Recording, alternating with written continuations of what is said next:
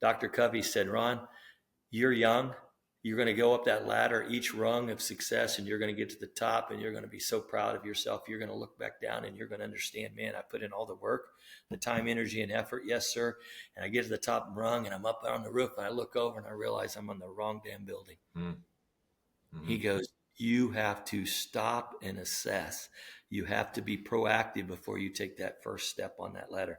You have to ensure you're doing the right things for the right reason at the right time.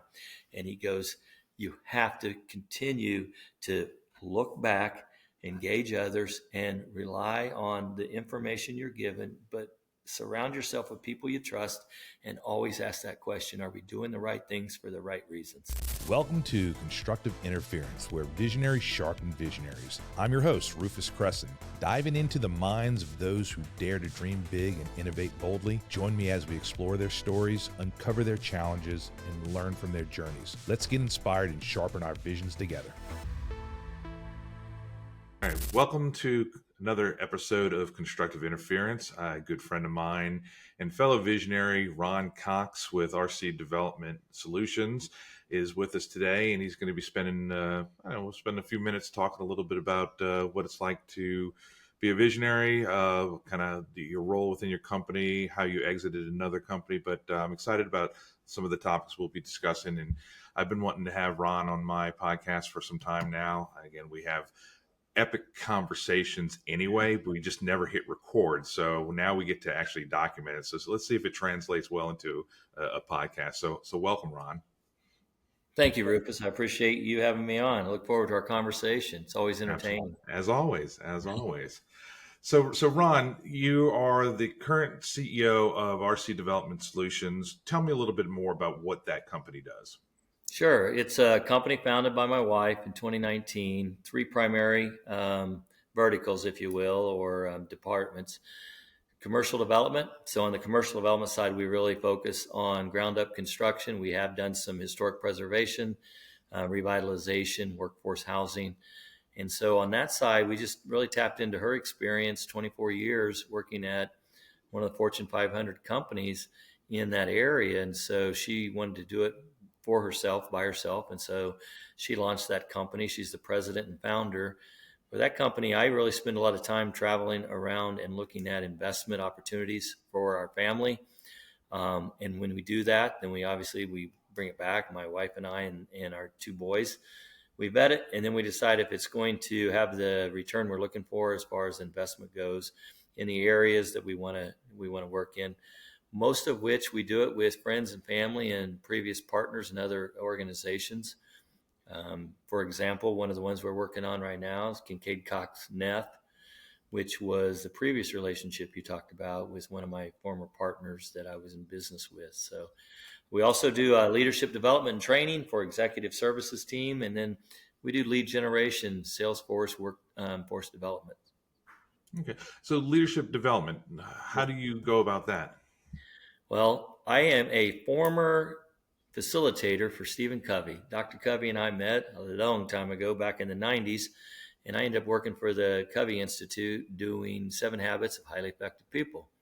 So I would, be on the speaker's bureau, and people would click my box and say, hey, I want to learn more about how to become a leader, an effective leader in my organization. And so I did 7 Habits of Highly Effective leadership training. And when you and I met, I was transitioning to an EOS. So I really put the two together, and I really believe philosophically that Stephen Covey makes sure you have the right person on the right bus. And then I think with EOS, it's make sure it's the right time. So do you have an operational program? Do you have a strategic plan? So once you have the right people in the right seat, then we use that to make sure that we are heading in the right direction, and it's certainly the right time. So I integrate both of those in leadership development. So this is just not only your personal experiences, but things that you've accumulated over the years and wisdom, and you're kind of taking all of that and you've kind of created your own leadership, basically development. Now, is it a formal training that people hire you as a coach, or how do you roll that out? Absolutely. I work with entrepreneurs just similar to, my family and your family. And we go in because you know this, and I know this as a CEO in large organizations, you simply don't have all the answers. You can't do it all. So you want to make sure that you surround yourself with the right people. And so that's what we do. We go in, we meet with the operation team, we meet with the entrepreneur, we see if there's a good fit there. A lot of times it's a startup, and we've had entrepreneurs that wear every hat in the organization. And so then we'll go way back in time. We'll start with him or her, and we'll develop a plan. The thing that Covey always taught me was you have to do three things really. And the first thing is you have to be proactive. So you got to decide ahead of time before you put all that capital in, what's the goal here? And then second of all, we sit down and we put strategic goals in place to say, okay, I really want to do this. Maybe you do or maybe you don't after we complete steps 2 and 3. And that's how much time, energy, and effort. In EOS, you always talk about, do you have the capacity? Do you get it? Do you want to do that?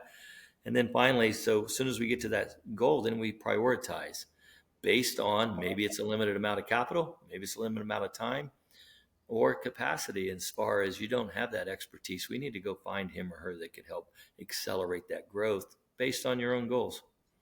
Okay.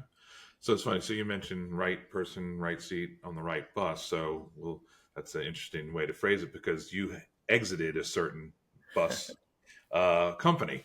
So you had a very successful exit a few years back. So this is not necessarily you took an old career, got into another business, and then exited that business, and you kind of came full circle back to consulting and of course the development side of things too. But tell me about how that the business you exited from, because I'm going to get to a point. I'm curious about something.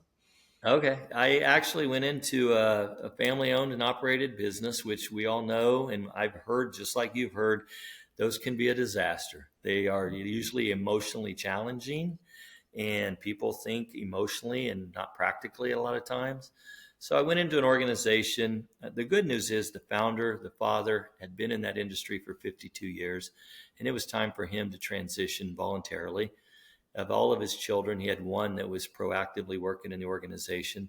So the both of them decided to bring me in as a COO. I went in there. Their primary function, you're right, is the transportation industry. And over a number of years, Dad had built that reputation as sales, service, and providing contracts for a lot of public school districts. So he would pick up, provide the bus services to and from school for the families. In some cases where they had their own equipment, then he would sell them the equipment, service the equipment. And so when I got over there, I was recruited to come over in 2017, right during the transition period. I still remember my very first board meeting. And one of the CFOs said, my professional advice to you is I would file bankruptcy.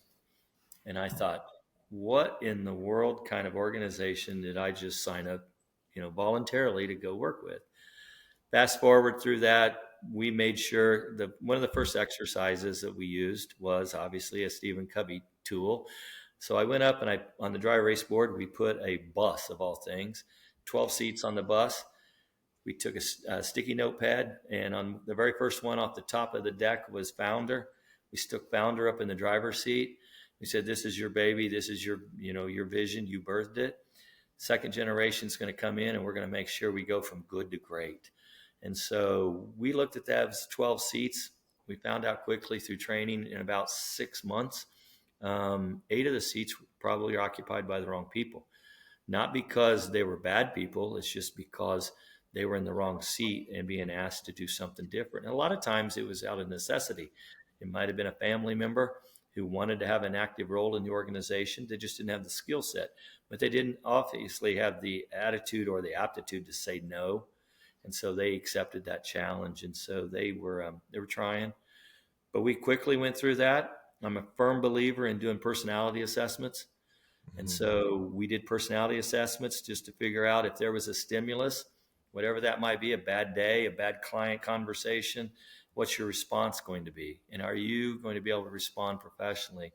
So we aligned the personality assessments with job descriptions. And once we got done, we had 8 new people in new seats on the bus. And we transitioned from filing bankruptcy in 2017 to by the end of 2021, we were probably transacting a little over $1 million a day in business. Mm. We grew our EBITDA to 40 million, which was very attractive to a lot of large financial institutions. We were finally approached by the right one out of Boston. Family decided to take 7 times. So they got a 280 million, roughly 280. There was some give and take on some assets that were going to stay or leave. And so north of 200 million was the exit. And we did it in less than, I'd say 48 months. And that's pretty far from bankruptcy. So that's Yeah, we laugh about it today, but yeah. yeah, sure, sure. No, I'm sure it was a lot more difficult than you're leading it on versus a few personality traits and changing people around on the executive leadership team. But yeah, it starts there. It starts there by basically figuring out who the right who's in the equation. So so you landed pretty well with that sale, I'm assuming. So you didn't necessarily just say, okay, well, I'm going to go sail off into the sunset. I've had my run. It all worked out. I can do whatever I want, whenever I want, with whoever I want. But you decided to go back into business. Why? Well, for me, during that whole time working with the family and growing that business, the relationships that I built along the way, um, I transitioned. I told you they hired me as a COO. I transitioned to the CEO during Covey. There Hmm. was this thing, sorry, during Covey, during COVID. Yeah. Um, and I don't want to get into the politics of whether that was real or not, but it sure seemed like a pandemic to me. And so we had to really look at the time that we could spend. Every community was different. Some states were open for business, some were completely closed off. So we divided and conquered, and I was quickly elevated to president and CEO of a couple of the companies in our group that the family had already owned, and then Scott, who was the son, ended up president CEO of the others. And so during that time, throughout COVID, transitioning into that, I was asked to do business development. So I did business development, leadership, and also acquisition and mergers. And so I had met so many people through that process that when I was done on the transition side and we sold, I simply was like, I really like these people. I love working with them. The people I met through EOS implementation, you included, and as well as Bob and others, I thought this is a great team, great people. I have so much to learn from them that I just wasn't ready to just retire and go away and sit on an island somewhere. I wanted to document, what had happened, try to help others. And so I did write a book. And so I was negotiating some of my non-compete and that time period and what was I going to do with my limited amount of time in certain other areas that Mhm. was restricted. So like you, I was inspired to write a book. So wrote a book, and then during that process of writing a book and getting it published, I was like, I am absolutely not done. I Mhm. still have a lot to learn. And Right. I am a lifelong learner. And so I guess the long answer is I'm not done learning. Right. And I think that is that common trait. It's I think that's part of my vacations is in my recharging is going out there and having the clarity breaks to think about more business. I think most of us do have an issue. I would say most of us visionaries, entrepreneurs, founders, whatever that driven common thread is I think we just get bored with the routine. I think we do need new challenges, and we don't settle very well. We don't settle. I think, and I think there's a lot to that, and I think that's part of what really is that it factor that I think that makes certain people driven successful versus the people who are not as successful. I'm not sure you can find success without being a true entrepreneur, but and I guess it really depends on your definition of success as well. Sure. So I can appreciate that. I don't know what I'm going to do when on my last day as a financial planner, when I sell the business to my team, to my family.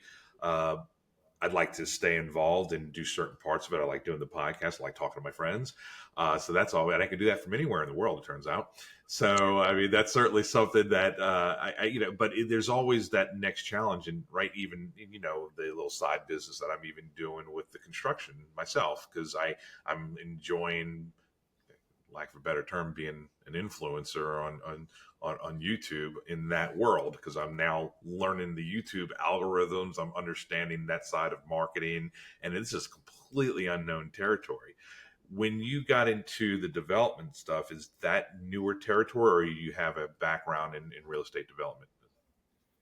That's actually tapping into a career that I had. I spent nearly 27 years Okay. when I was younger doing development. I had experience working in the state government level, and most of that stuff was in the utility side. So experience with extension of thoroughfares, water, sewer, Mhm. all of the districts that you needed to put together for successful development.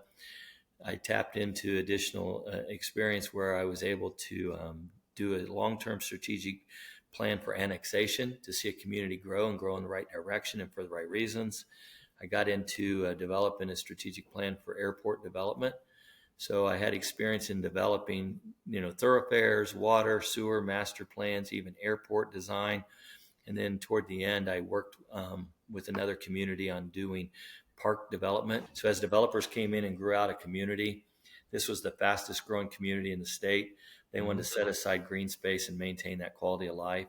So I worked with them on doing that. And then finally, the last challenge I had in the community was they asked me to go and help do capital raising, capital campaign, bond issues for a public school district.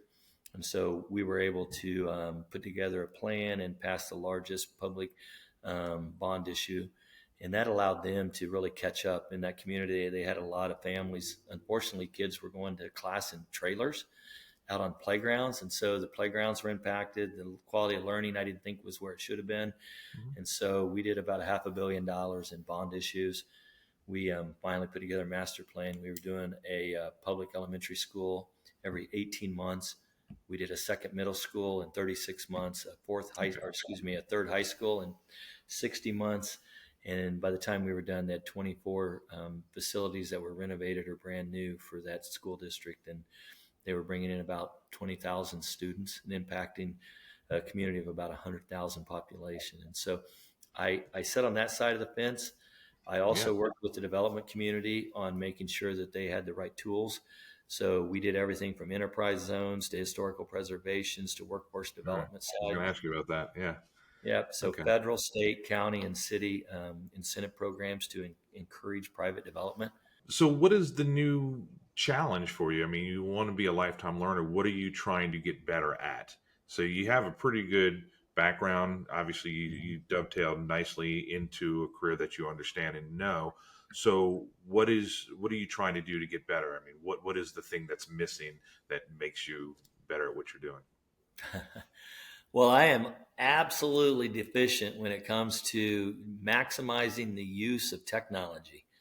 And Okay. so, as you and I've discussed privately, one of my fear factors, and I got to get over the fear, and the fear is because I don't completely understand it. It's not that it's wrong or right, but what keeps me awake at night now is the fact Right. that AI, we had this Mhm. conversation today. AI is a great tool, but it could make irresponsible people really, really, I guess, gives them enough power. And so, if I'm an irresponsible person with access to AI tools, can you imagine what a threat I become? Yeah. And that keeps me awake at night. And so, I need to learn more about it. I need to embrace it more. I need to use it, but I also need to better understand it so I can sleep at night. Right. Now, I kind of define it as I don't fear AI. I fear unethical use of AI, and I think there's a lot of unethical ways that it can be used. And but then again, that we can't look at the AI as the fire breathing dragon or boogeyman that's under our bed. I mean, it's synonymous with technology. It's just Mhm. technology. And when the dot coms came out, if you remember, everybody was still scared this is going to change the way we do things, and it was the unknown that gets us all a little bit uncomfortable. I think leaning into it and embracing and saying, okay, I don't want to be scared of something that isn't real, uh, or that isn't necessarily a real threat, but I don't want to be naive either. So I think getting in front of it and seeking out that type of empowerment that says, okay, I know what's going on. I know how to use this. I can tell the difference of when it is being used ethically and when it's not being used ethically. I think that is probably pretty smart. But I really just use it synonymously with technology. It's like technology, the people who resist the change in times and the technology usually get left behind. So it's that fear that paralyzes them to say, okay, I like it because I'm comfortable. I know my world the way it is. Stop moving the landscape underneath me.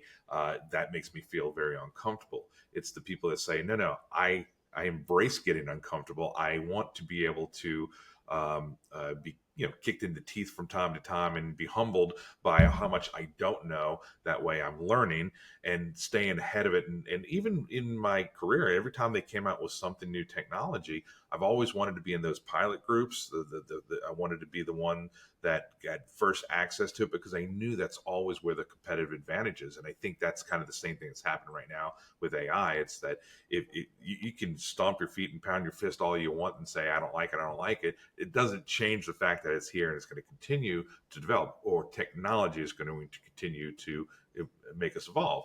So yes, I think that it's yes, knowing what you know and recognizing that you have a certain wisdom and a certain skill set that you come to the table with, but then recognizing what you don't know and saying, okay, I got to go get better at this because all this other stuff may not apply as it once did if I can't integrate this other part of it because I'm giving away too much competitive advantage. And that's where you lose money.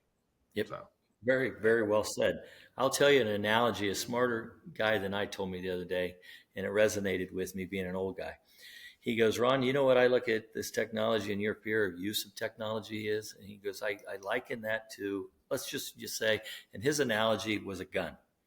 So he goes, I'm an old guy too, and I know families that put food on the table by the use of this gun, this weapon. They use it as a tool to feed their family. There's people that use it to deter crime and to protect their family. There's police officers that use it to make your community better, to make your community safer so that people want to live and thrive there. But there's those people out there that use it to kill people. And he goes, those are irresponsible people making bad decisions, but it's not the gun. right. He goes, that's Right. AI. That's AI, Yeah. my friend. It will Yeah. deter a lot of bad people from making bad decisions. And you got to look at it that way. It will provide food for people and their families. You got to look at it that way. Look at the bright side of it. Yes, there's irresponsible people, but there's irresponsible people that unfortunately have guns too. And he goes, Right. that was his analogy. And I thought, boy, No, that that's a is, great look. I love a great metaphor and a great story, and I think that really hits. That's good. I'm going to use that because that is extremely no. I mean, you got to make that connection, and you can't. It's very hard to take the other side of that argument the way you're saying it there. So, but that's true. So let me redirect. So, your is there anything you can think of or a moment in time that you can basically say, okay, I learned, or advice that was given that says, I learned who I wanted to be as a businessman, or I learned a certain mindset that made me successful in business. Can you find that part, that yeah, point in time? actually, I'll give you the top three. Okay. So, and I might have shared one with you already because it's that front of mind for me. But this was when I was a young kid, and I was struggling with the fact I had to make a decision because the neighborhood I grew up in and the community I grew up in, I like to play sports. And so one of the sports we played is summertime activities, baseball. I'm into high school now and I'm playing with all my friends. I love this team concept. We're thriving, we're having fun.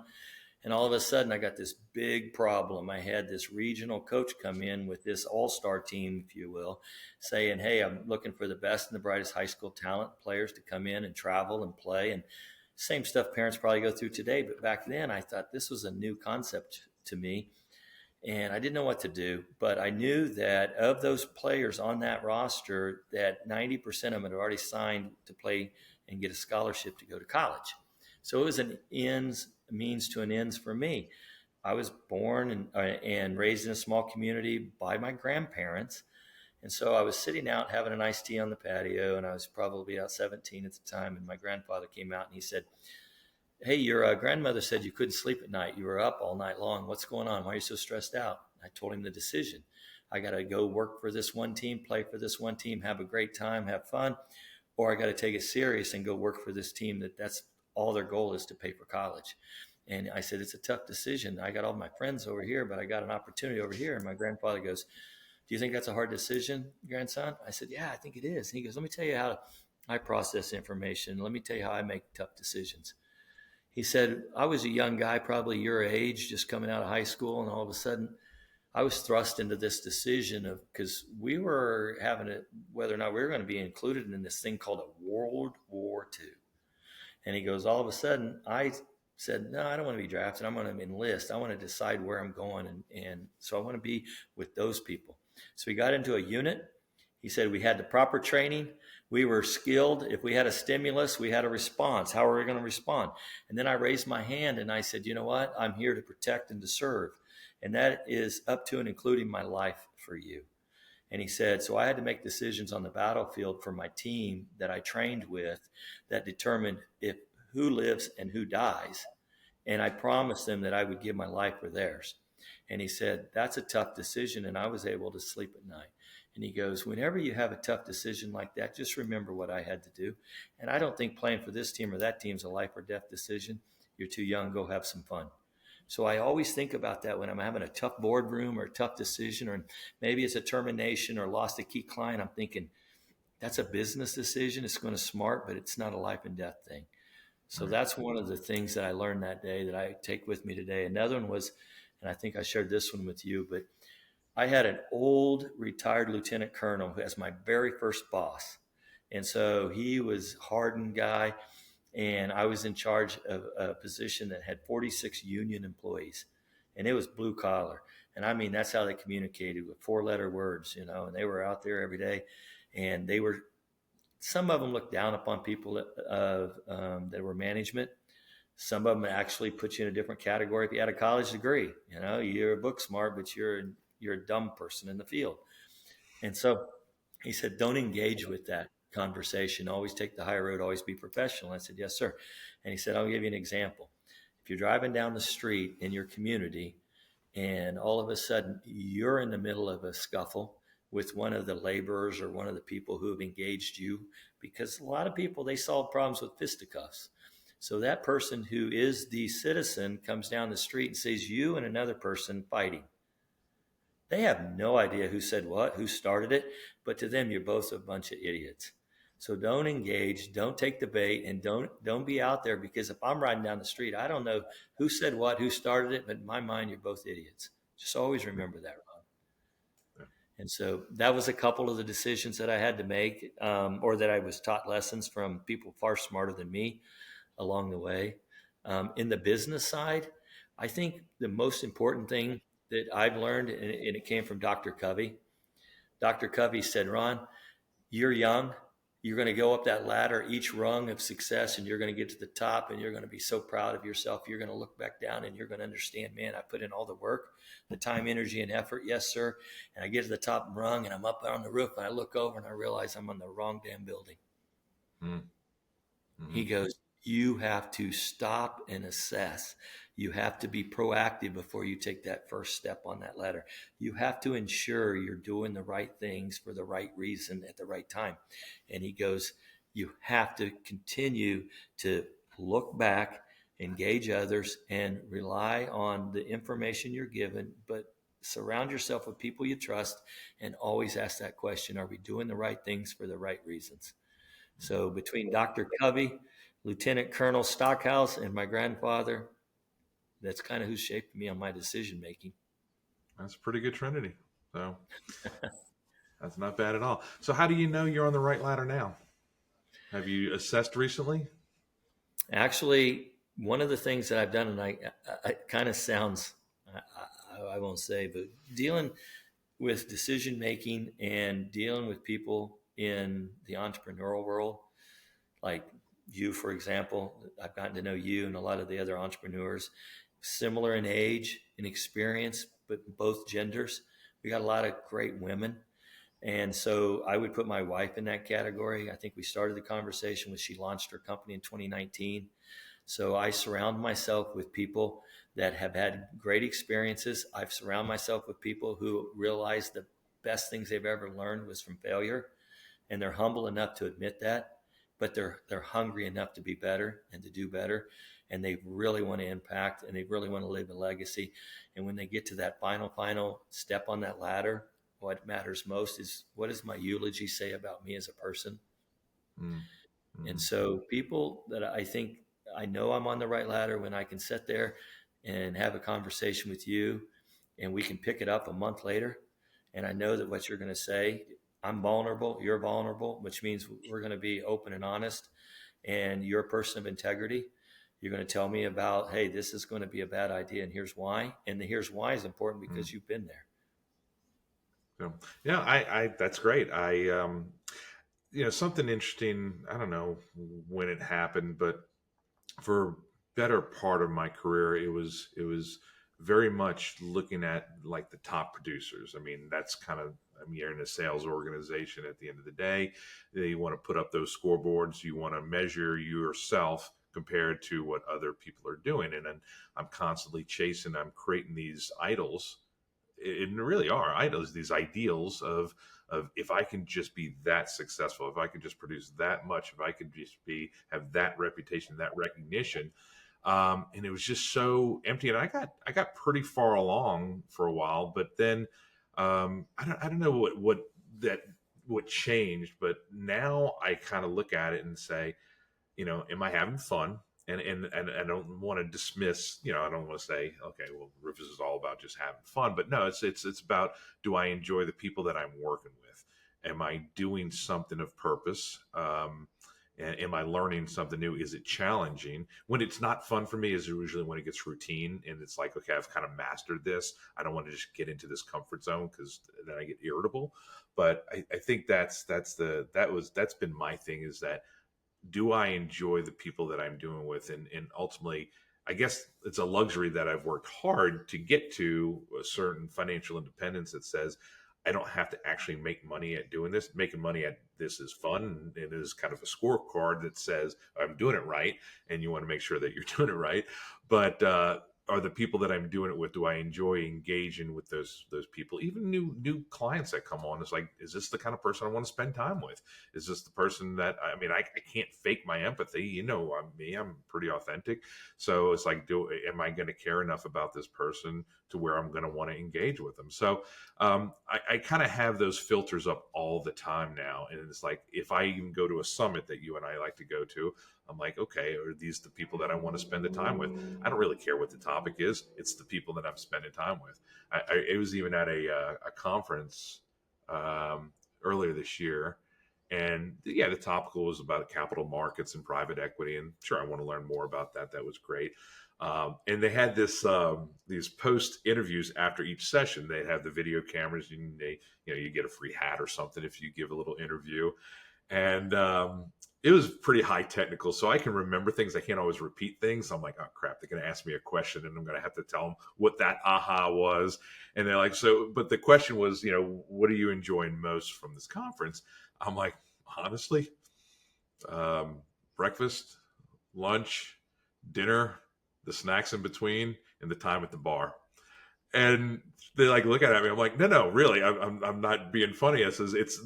I like hearing more of what other people got out of that session in case I missed something. I like building those relationships. I like spending the time with those people, and during all those breaks and those meals and at the time of the bar, I don't want to miss out on those. That's where the juice is when I go to these conferences. I think that's where the fun is, and that's where you have those moments, is when you're able to speak to other people that know you, see you, like you, trust you, and they can pull those things out of you that you don't always kind of get on your own. And I find it extremely valuable. So it's like, almost if I had to do that interview again, I'd say, come and ask me later what I got out of this session after I've had a chance to talk to my friends that helped me process what I just got out of this session. So anyway, so I just No, I kind of went think down the rabbit hole there. no, I think you struck a chord with me, because what you just said, I've been going through that, and it talks about, well, for example, I had a privilege of meeting a gentleman who's done a lot of books and done a lot of motivational speaking, but he's pretty intense. It's David Goggins. Mm-hmm. And I don't know if you know David Goggins or not, but he's got Didn't you this get some like one-on-one time with them? yep, You and told me he's about got that. he's got this title called America's Badass, like toughest man on the planet. And he told me what you just said. He said, and I think he's done a couple podcasts and even in his book, but he'll say, don't surround yourself with people that coddle you and tell you you're the greatest. He goes, those are the ones that scare me the most.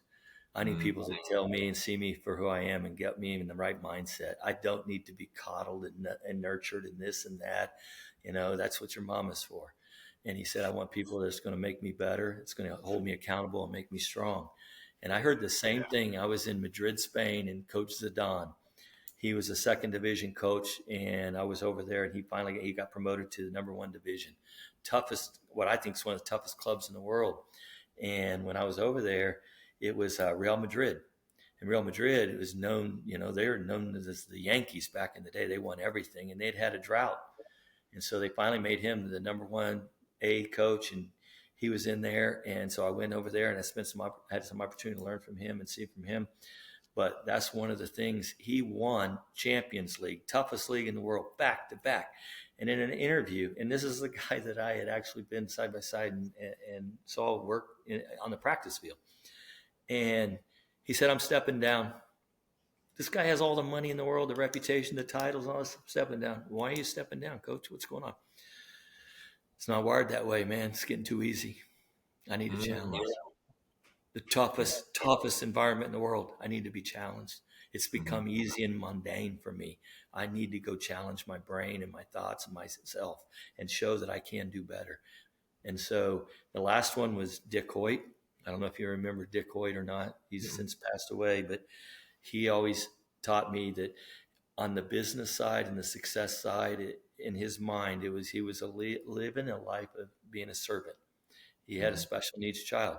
Everything he did was to support his family, including his special needs child.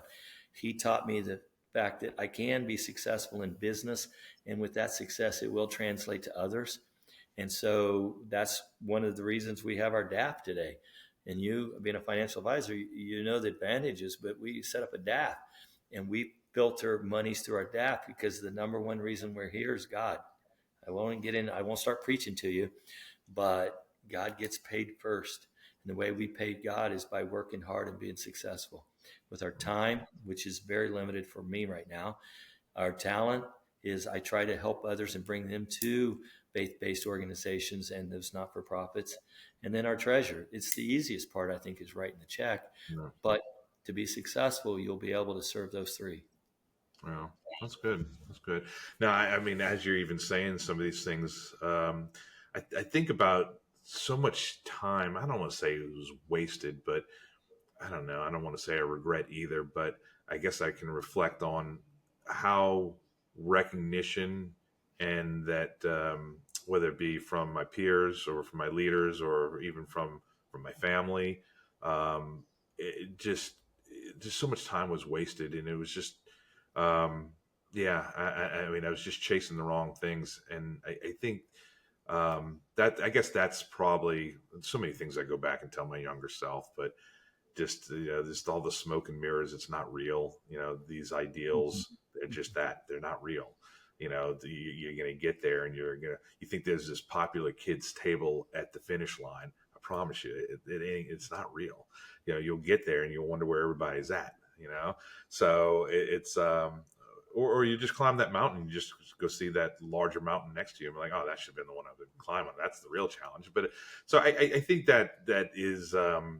I guess that's the root of this getting better, this lifetime learner of being able to challenge myself and recognize all the things that I don't know and understanding that I'm never going to know it all, obviously, but finding something I can be passionate about and then just going all in. That's what really charges me up is when I'm all in on something that I'm really passionate about. And that's where it doesn't even feel like work, or that work is very satisfying work. It's that kind of work that you come home at the end of the day and you say, I'm exhausted and I'm just going to go right into sleep and have a very peaceful sleep because of all the productive work that you did, versus the doing nothing all day exhaustion and coming home and be like, I'm so exhausted from doing nothing and it's such a wasted day. So yeah, I don't know, just having that purpose of just doing it for yourself first. And I think that was the other thing too, is you got to have more for yourself in order for you to give to others. You can't, if you really, really want to serve people, then you have to go out there and make yourself better. You need more for yourself to be able to serve others, in my opinion. So, Isn't that what you said the other day when we were talking? You got to put, and they tell you that. It's funny because I saw you in New Orleans, and then I flew to Kansas City, and the guy reminded me when I got on the airplane. It was exactly what you just said. He mm. said, make sure Oh, you're traveling with others, put your own you got to put your own oxygen mask on first sometimes, right? first. Before you can You help can't help others. but. That's Right. exactly what you said. Yeah. And I think you've said that before, but I heard that when I got on the plane. I go, that makes sense. You can't help anyone when you're dead, I would right? save everybody on this plane, but not if I'm dead or if I passed Right. out. Yeah. So It, yeah. it made perfect sense. Yeah. Yeah. So, but no, that's great. You were going back to the two idiots fighting in the street. Yeah. I remind myself, I love this. It's like, who's the bigger fool, the fool or the person who argues with the fool? Right. So you have to know if you're in the middle of an unwinnable argument, you're not changing anybody's narrative. You're not changing anybody's mind. People's desire to be right is just too ingrained in them. So just understand who you're engaging in an argument with, because if you think they're an idiot, trust me, you're the bigger idiot that's trying to change their mind. So I think that's my point. I think with getting to, you have to have more for yourself before you can give to others, and being a better version of me is the best, and leading by that example and letting people discover that on their own is the only way that someone can change their narrative. You can't just sit there and beat them over the head and tell them how wrong they are. So anyway, whatever. So you feel where you are is where you need to be. Need to be. I mean, it's Mhm. lifelong learning. You're never going to stop, but you feel you're on the right ladder. You're on the right track, and you're in success. I mean, how do you define that success at this point? Well, I think for me, it's being able to be pleasantly, I guess, happy with what you see when you get up in the morning and you look in the mirror and you Mm, say, okay, that's a good person. And I think he's on the right track. I think ultimately you're not going to know. Well, I heard a song the other day, and I don't know if you're a country music fan, but it moved me. It's Tim McGraw. mhm. And so he had a new song out, and it's called Standing Room Only. And Okay. it has to do with at the end, when your body of work is totaled, what does that look like? Does your procession line have headlights from one end of town to the other? Is the church overflowing with people wanting to pay respects for your legacy and celebrating your life? Are they Mm, running out of the parking lot? mm, I was at a celebration of life the other day, and the minister said, "You know what? We built this church 40 years ago, and I've never had this kind of line. I've never had this kind of time. I've never had." And the guy that I was there celebrating his life, I understood why. He mm. impacted every one of those people in a positive way, and they wanted to come pay their respects. He had a very untimely death. Hundreds of people gathered to celebrate his life. So I think we really won't know until All right. that day. And you listen to that song, and it'll put in perspective, and you go, I hope I'm doing the right thing, and I hope I have a positive impact in that many people's lives. Yeah, that's how warped I am. It's a recognition thing. See, I'm still chasing recognition. I want to have the longest line at my funeral. I'm like, Rufus, you'll be dead. Get your head on straight. You're focused on the wrong things. But no, I get where you're at there. But but I look at it from an ego standpoint. I'm like, am I going to be that kind of funeral where people flying from out of town to celebrate my life, or there's going to be a line around the block? And I don't know.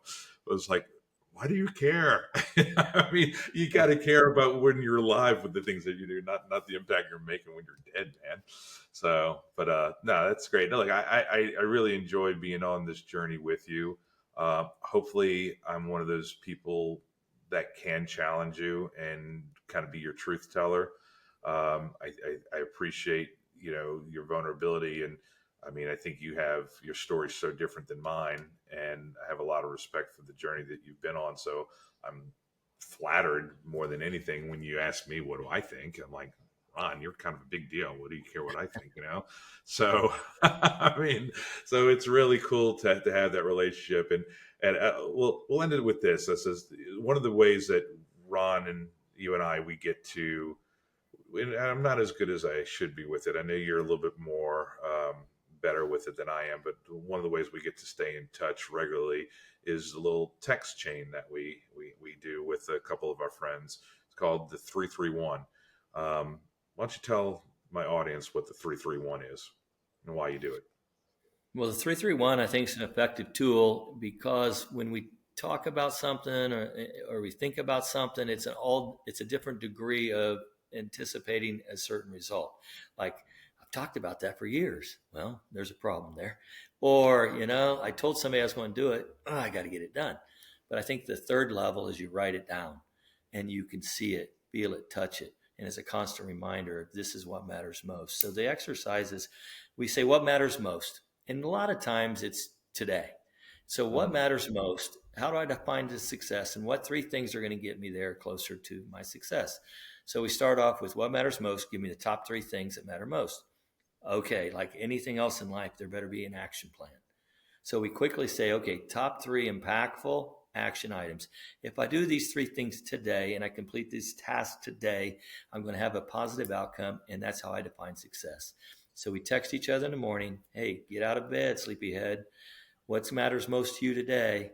What are the top three impactful action items? And then we end with, if it were up to me, dot, dot, dot, finish the sentence. Well, the reality is it is up to you.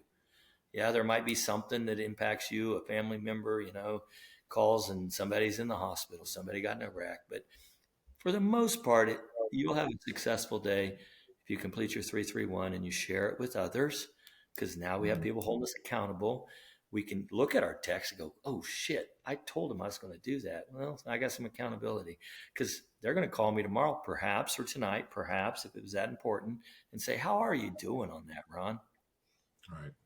I find even sometimes it's been a cry for help disguised as a 331 post. It's like some of the action items they'll slip in there. I'm like, okay, this person needs a phone call. So it's just a great way to connect. I think of it more from the signal and the noise conversation. I mean, there's so much noise out there. The first part is really just almost a moment of gratitude, but understanding you're right. So it can be what's most important of all times or what's most important right now in this moment. If you it's slowing down enough to say, okay, there's a lot of stuff coming at me today. Okay, there's a lot of noise. What's the most important thing in my life right now that I really need to be focused? What matters, right?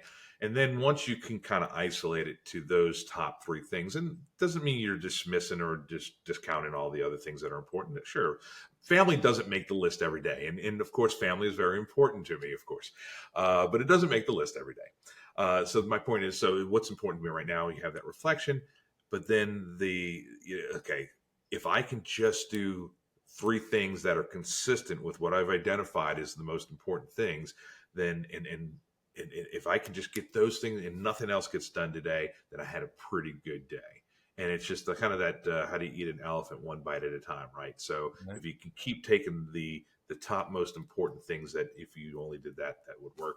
And then like I said, that last statement, just that affirmation, just reminding yourself that you're right, it is up to you. And you try to do it in the positive present tense that says, I am everything that I'm aspiring to be. Because it's already, you have the capability, just maybe haven't connected all the dots, but you're well on your way by doing these other exercises. So anyway, it's a fun way to connect with people and just to stay engaged. And I get it. It's kind of funny. So, a few times it's like, we'll call each other. I'm like, all right, this happened. All hands on deck. All right, Rufus needs us. Let's get on the call. Let's do it. Yep.